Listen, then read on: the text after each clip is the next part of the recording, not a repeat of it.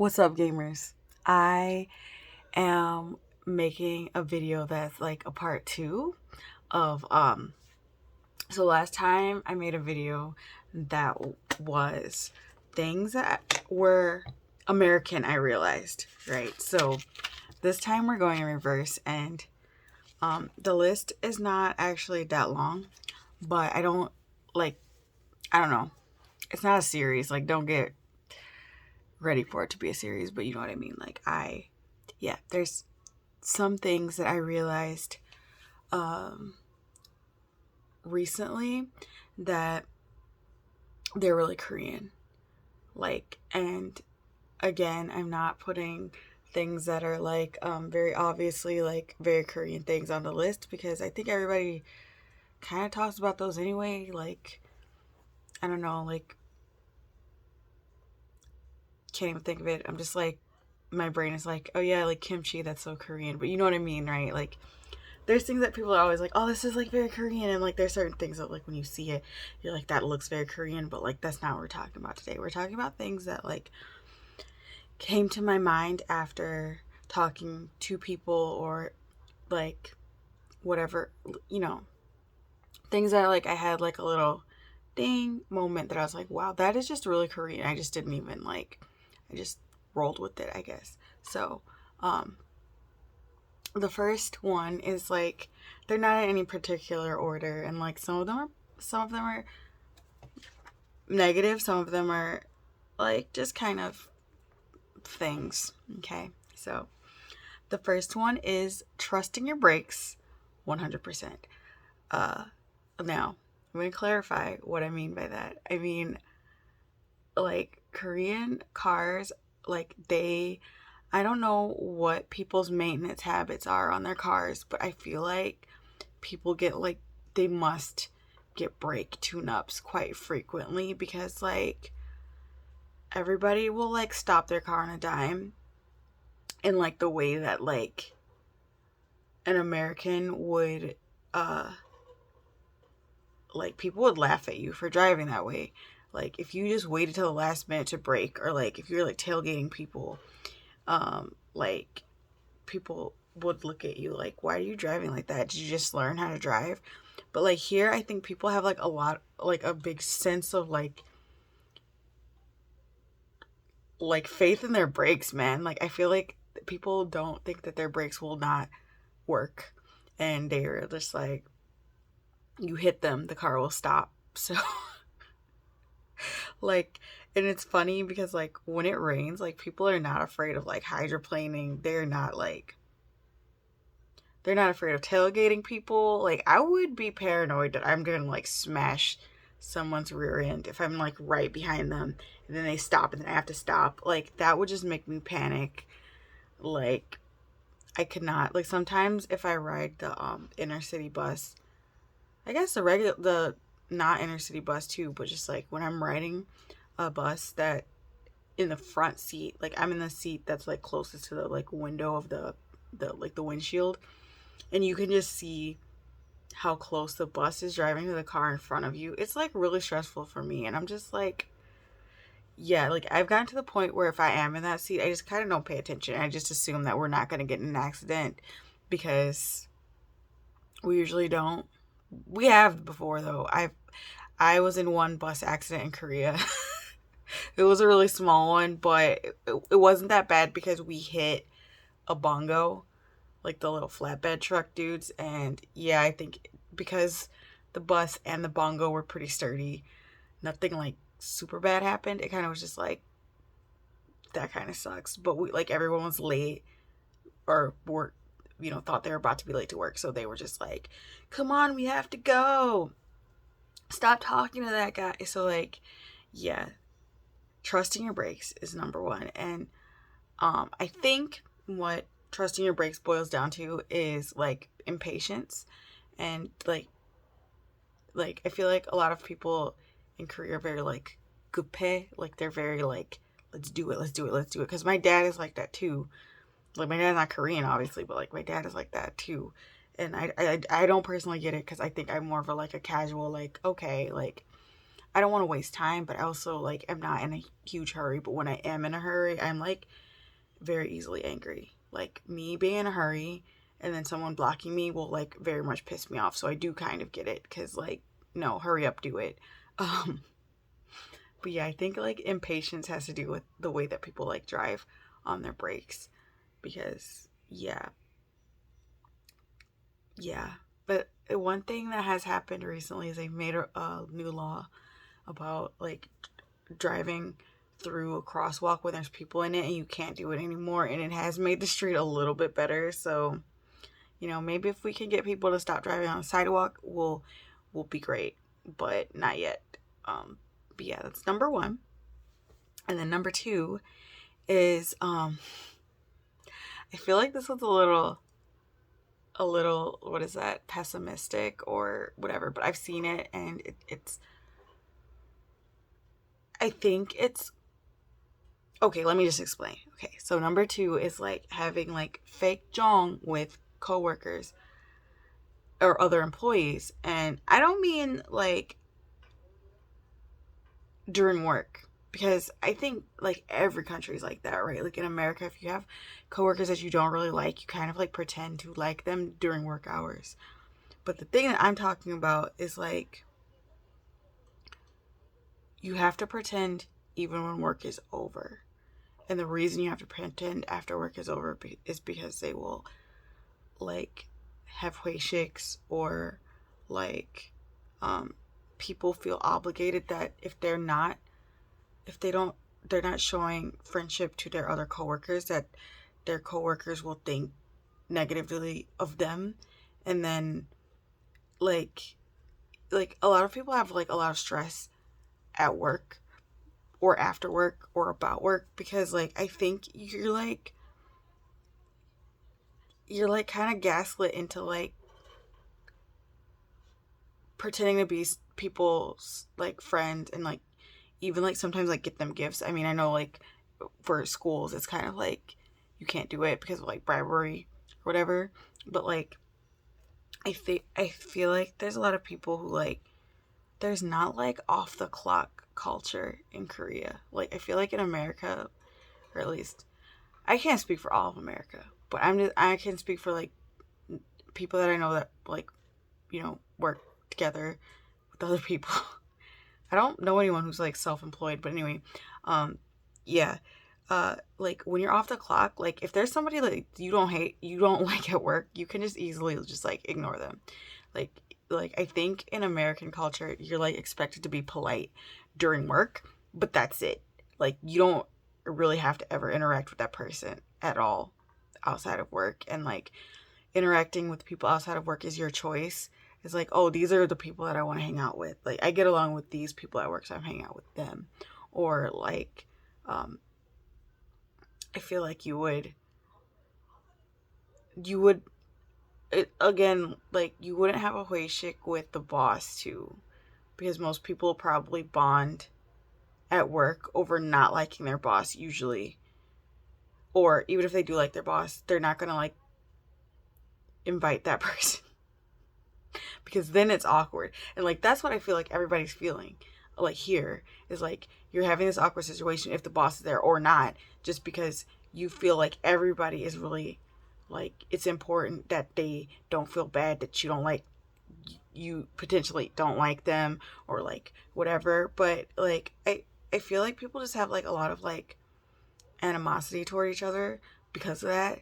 Because like I will hear like other teachers talking about other teachers, and they're like, well, they like he went to Thailand and he didn't even bring me back anything, or like, oh yeah, this person did that, I didn't, did you hear about it?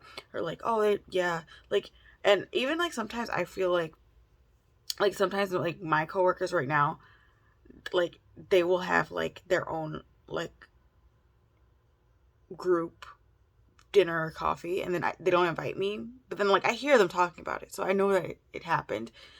And like I didn't want to go.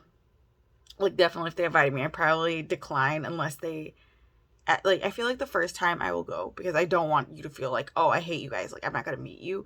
But like yeah, I'm not really interested in going, so I don't feel bad about like not getting invited to it, but I do find it weird because they will do that to other like Korean teachers, and then that teacher will feel really salty about it because they're not included. And I'm like, you guys need to be like a little more secretive about like your outing. Like, I feel like if I was like, oh, I'm gonna go to dinner with the sixth grade teachers, I would just like have like a cacao chat, and then we would gather at the meeting place and not like leave school together, because I feel like a lot of there's like this that's a whole nother video, but there's like a lot of like weird bullying and that kind of stuff, like at least in like the school work atmosphere. But yeah, I think like just it adds so much stress to people when they have to like pretend to like other coworkers not during work hours, and you're like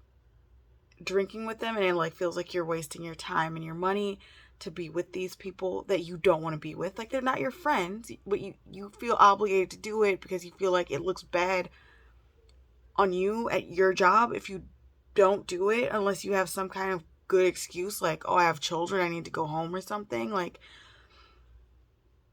I think, and then like, again, I can only speak for school, outside of like other people's comments that I've heard about the stresses they get from it. But like sometimes like teachers at school will not like they will get stressed because they feel like, because another like the other group of teachers are moms and then they're not moms, they feel like it's not fair because they can go and then leave. Like, they have the freedom to leave, even though they have to like go home and like take care of their kids. But it's like they have the freedom to leave too. They don't have to, but you feel obligated. I get that, because I definitely think I was in a couple toxic friend groups for a while just because I thought I had to do them because unknown judgment from other people, which was stupid. But yeah, a lot of guy friends that I have, especially guy friends from church, because they work at like, companies, they will say like they just feel so stressed from like work, and the things that they talk about are mostly from this, like pretending or just feeling like you don't have a way out when someone is like, oh, you have to do this work. They don't, and if it's impossible, like they don't even know. Because one guy was like, I don't even know how to do this, and they told me to do it. And I'm just like, what are you gonna do then?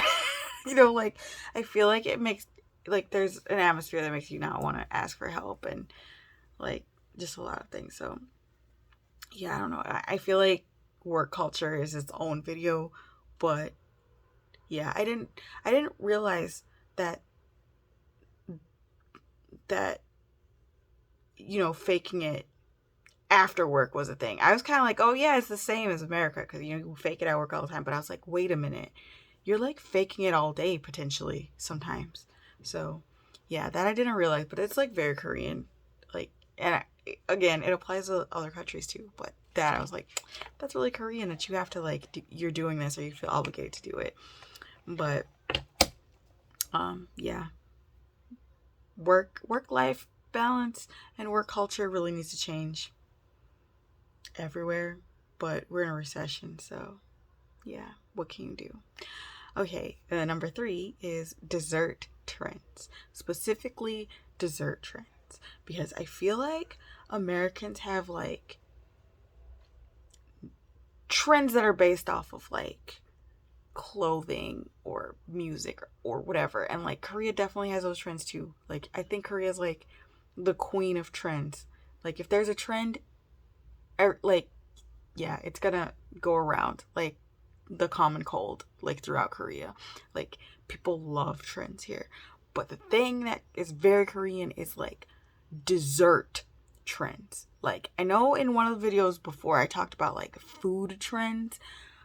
This is specifically dessert trends, because the thing I noticed is that Americans have like comfort desserts, or desserts that like go with certain seasons, right? Like, if I say apple pie, you probably think of summer maybe. And if I say like pumpkin pie or sweet potato pie, you're like, oh yeah, that's a fall. Like, that's, like Thanksgiving. And we have desserts that like revolve around the season. Like, I mean, there's other desserts that are like, are all year round, like cookies and like, brownies and stuff like that. But like in general, like most like cookies, cakes, pies are like a season or an occasion, like a birthday cake. Like I think, because I'm gonna be honest, I don't think I really had that many desserts in America, like on times that weren't a holiday or someone's birthday or something, or like an event, like like a sleepover or somebody's party. Like I don't like desserts were not really a thing in my house. Like sure, like maybe like simple dessert, like jello or fruit was a dessert, but like we didn't really like have like cake. I mean, sometimes my dad would like make cakes, but like it was kind of because something was happening, like, oh, it's almost Thanksgiving, so I'll make a cake. Oh, it's mom's birthday, so I'll make a cake. But like he hardly ever made a cake, just like, oh, just making a cake. Like, even though people do that, I still feel like it's like more of a like comfort food, or like a kind of dessert that you're going to share with a guest, right? And yeah, I feel like Korea has a lot of dessert trends, because like I don't know if it's, I think it might be because of cafe saturation. This is my theory, because there's a lot of food trends, but I feel like the reason there's food trends is because, like, of course, people are always gonna like let's just do potato chips, right? Like everybody's gonna buy Poke Chip, like their original, like salt Poke Chip. Someone's always gonna buy that one, and someone's always gonna buy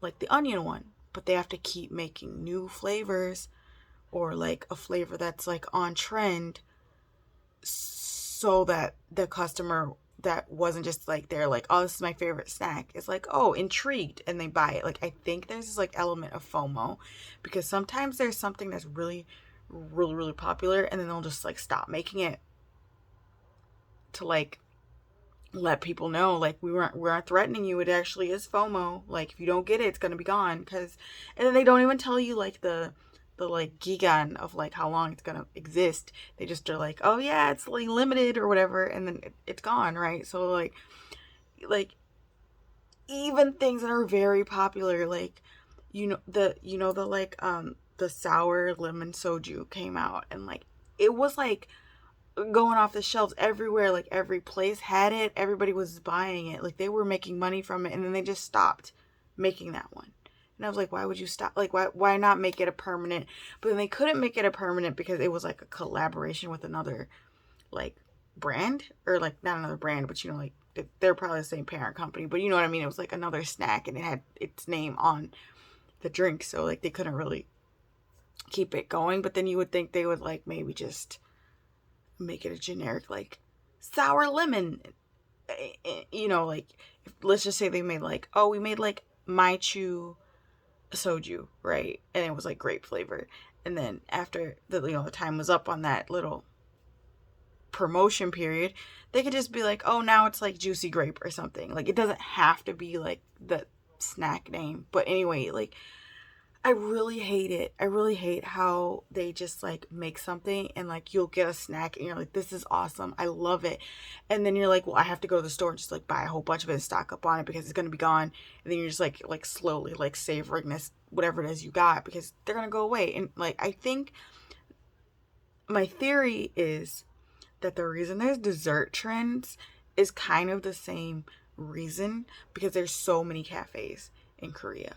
Like there's so many places that you can go and get coffee and dessert, and even like bakeries, like like Tula Jour or whatever. There's so many places you can go to get a dessert that you need to stand out to make people go to your place for dessert. So like I think if you're like, like when Croffles like blew up, it's like every cafe had to get Croffles too, because if they didn't have it, people would be like, well, I'm not gonna go to like Cafe A because they don't have Croffles, I'll go to Cafe B. So you end up like doing this, and then it gets saturated and people get bored with that dessert, and then you have to make a new one, because like you have to keep, like, yeah, like we have like seasonal drinks, we have seasonal like snacks, like McRib is back, you know what I mean? But like Korea does it like so much, and I think that it's just the saturation of the market. Like, I think people expect to see something new and they need something. It's kind of like the TikTok effect where like people need to see a video side by side while they like scroll some other video. Like there's like if they're watching a video of like someone making something, there has to be like somebody playing like Subway, what is it, Subway Dasher or whatever on the bottom, or like a Family Guy episode playing while something else, like split screen kind of thing. I feel like that's the kind of effect of like limited edition snacks here, because again, I think they're doing like a third round of Pokemon bread now. And like honestly, I'm over it. Like I feel like it's not even like I don't care anymore. Like how many Pokemon sticker breads are they gonna make? Like nobody cares. But I guess that's not true. They do care because now it's all over again, or you cannot go into uh like GS. They'll have like a sign like we don't have Pokemon bread. It's already sold out. So people do want it again, but yeah, it's like they have to keep changing it or like keep like leading people on, like changing. But specifically dessert trends are like it's crazy. Like I don't think it's hard to even explain because it's like a couple months ago, last year, donuts were just really popular. Like they just started building donut like bakeries just for donuts. And it's like donuts always existed. It's not like there weren't donuts, but like donuts became a trend. So then they built more donut places. Like I don't get it. It's weird. And like the same thing with like the tanghuru. Like tanghurus have always been around, but now that they're like popular, like everyone's trying to build their own little tanghuru stand to sell them and get in on the fad. It's like cryptocurrency but snacks, right? And then like the peak, I think we've already reached the plateau of like tanghuru because they've become a nuisance in stores. Like there's signs that say don't come in here with the tanghuru. Um and I think it's because of the like sticks, like throwing the sticks away. Because some I saw on a Burger King and it was like, don't come in here if you have a stick from tanghurus. So, but anyway, yeah, um, dessert trends and maybe the dessert, the I don't know, like why is it specifically Korean? Yeah, I think it's just the FOMO like marketing technique, like the way consumers buy stuff here, like novelty. Because they have that stupid looking flat croissant, like a flattened croissant, and it's like appearing at every cafe, and I refuse to buy that. That's stupid. That like has taken away my appeal of eating a croissant by smashing it and making it a crunchy crisp. That no. Um, but yeah, that was number 3. And then the last one is number 4 because I was like, I wanted to do 5, but I actually can't think of a 5th one. If you think of something that's just like, this is like specifically Korea that you don't notice at first, comment, I guess. So the last one is kind of dark or sad. I don't know if it's dark or sad. I'm just saying that because of the topic. But so it was like the week before Chuseok, or like was it like the Wednesday before? I don't know. It was a Friday before.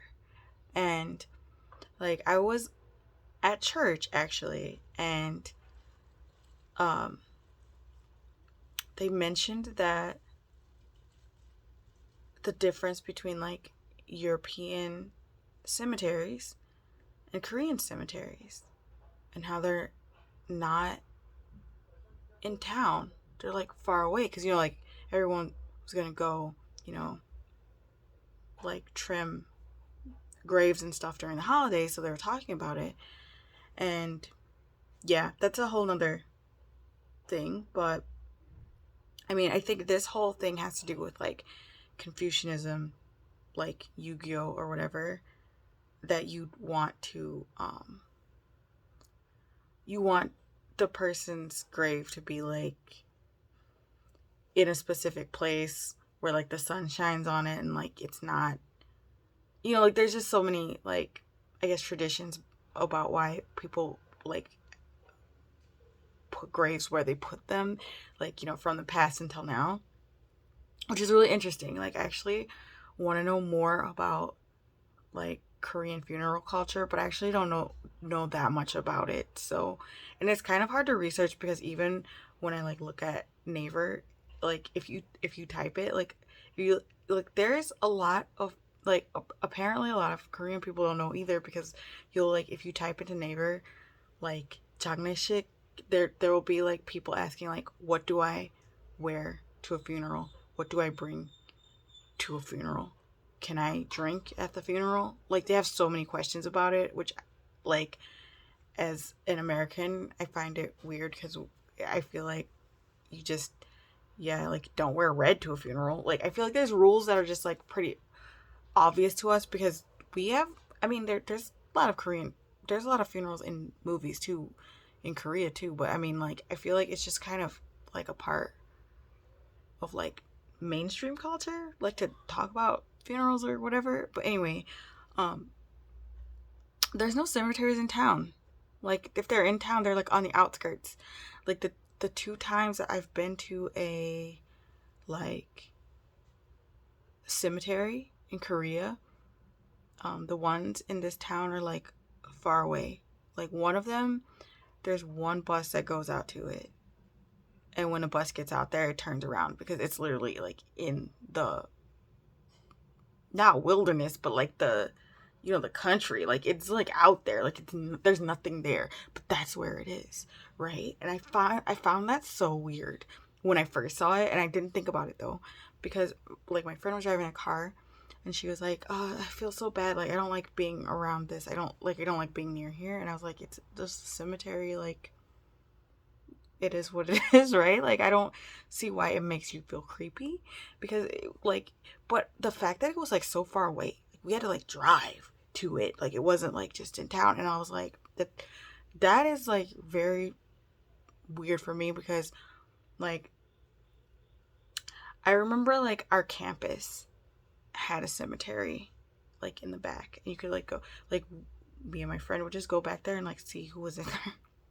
Like, I mean, like, I feel like, at least in the States, I feel like most or not funerals, most cemeteries are kind of like a park. Like, as long as you're respectful in there, like, it's kind of a place to just go in. And like, people who did come to like pay their respects to somebody that they actually know, um, like, people eat, like, people have like picnics there, or you can leave flowers or coins. There's like, like lots of different things you can leave for like people, or like, you know and I feel like we kind of like, in my university town, I remember we went like to this one, like the biggest cemetery in our town. And it was a small town, so I mean there was probably like only two, to be honest, besides the one on campus. And like we just went, and like we were looking to see like the years and like how old some of them were. And like you're like, you read the years and you're like, oh, this person was like, this person like passed away when they were my age. Like, I wonder what their story is. I feel like you kind of, I mean, even now, I think to make them sound less like it's a cemetery, I feel like we called them like monument parks now or something, to like give them. But I mean, like, yeah, I don't feel like it's very weird to like see or walk by a cemetery. And like, even though like, because I'm like from Louisiana, so I know like a lot of people are really like superstitious, and like people actually do witchcraft and stuff. But anyway, um like, even then, like, I don't feel like, I think people wouldn't really want their house to be next to a cemetery, but I feel like it's pretty common that a church is next to a cemetery, or like I feel like the real estate value is low next to the cemetery. But I mean, again, if there's a cemetery on my block, I'm not like, oh no, I live by the cemetery. It was like, it's just a place. Like, and I think it's weird because I was like, yeah, if I drew a town, they're like, draw a town, I'd be like, oh yeah, this is the hospital, like this is the store, this is the, school, and like the church and the cemetery. But like here, like it's like kind of off the map because it's like on the outside of town. And I thought, yeah, there's a lot of like culture behind that, which is really interesting. But I remember that last week, when I taught one of my last classes, it was like right after I'd heard this, and I was like, dang, I didn't even realize that. And so the kids, there's like a kid in the story that visited his friend's graves. And so they were supposed to give a gift to the kid in the story. Not just that kid, but the other kids in the story too. And one kid was like, I want to give him a car so he can go to the graves. And I was like, he won't need a car. Like, the graves are probably like right outside of his house. And like, he was like, what? Because like, it's different. Like, they don't do that. Like, because I mean, I was like, why would you need a car? But like, it's funny because the timing of that was like, I was like, whoa, you're right. They're like, the graves here are like really far away. And then like one kid, my co-teacher's always trying to gaslight them into like, she's a manipulator. I don't like her. But anyway, she was like telling them that they should feel bad for like their grandma or whoever that they were going to go see during Chuseok, you know, their grandma's grave or whoever, and remember them. But I was like, some of them don't remember their grandma or grandpa because they either weren't even alive or they were alive and they were like, I mean, because like my grandma lived with me. Like, that was really significant to me. Like, yeah, like going to her grave, I would like actually think about things that, you know, times, you know, like memories and stuff. But like, if I went to like my dad's, the grandma on my dad's side, like, she didn't not exist at any point in my life. I barely know that much about her besides a few things that my dad has said, but like, I wouldn't, like, I'm literally not gonna like feel sad or like, I don't know, like, going to that grave is like going to a stranger's grave. It's gonna be like going to the graves that we went to when we just went into that cemetery at our university. We're like, oh, that's sad, this was totally a child. Or like, oh, this person lived a long time, I wonder like what they did. Or like, some things would be like, have like something about them, you know. And like, yeah, it would just feel like that. I'd be like, oh, this is like really cool. And but I wouldn't be like, oh yeah, this, you know, this is grandma. Like, I don't know. And like, some kids were like, oh, it's so boring, I don't want to go out there, I don't know why we have to go. And some kids were like, I don't like it, it bothers me. And I'm like, their parents aren't talking to them about it. And I don't know, I guess it's one of my pet peeves when people just don't want to like investigate, not even about death, but like, they just don't want to investigate their feelings at all. Because I'm like, if you just keep ignoring it, it actually is kind of worse for you. Because I've done that. There's been things that I'm like, I don't really, this makes me angry, so I'm just not gonna think about it. And then like one day it just like blows up. So yeah, that one I just thought was really like, this one is like kind of the reason I made this video, because I was like, I didn't even realize, like, I went to like 2 cemeteries, but I didn't even realize it. They're like far away. Like, yeah, like, it's so weird because like every town in America, like, you know, every American town, even a little American town, has like some cemetery that's like literally next to like a park or fire station or a church or something like that. They're just like, they're around.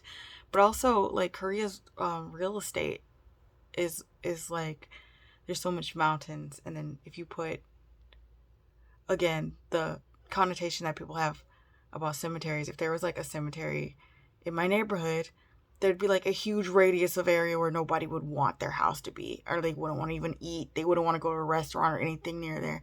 So yeah, I get it, like, in the context of Korea, but it's also like, I don't get it, because why not?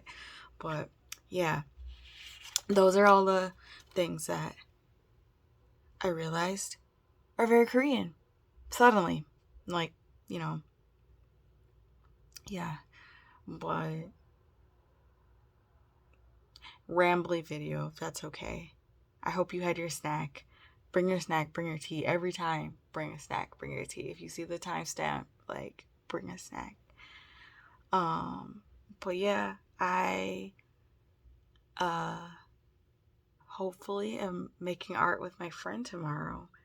And I'm also meeting another friend who unfriended me and then friended me back. And I don't know what that was. And I have a theory that she friended me back to give me a wedding invitation, which I find very shady, but I kind of need confirmation if that's what it is, because that's my theory. And if I'm right, then I'm not going. Like, we're not even close. Like, we're not she unfriended me. She unfriended me. Like, you unfriend me, and then I liked a post that you were tagged in by someone else, and then you realized, and then you refriended me, because Instagram tells people when you refriend them. So yeah, she didn't think about that.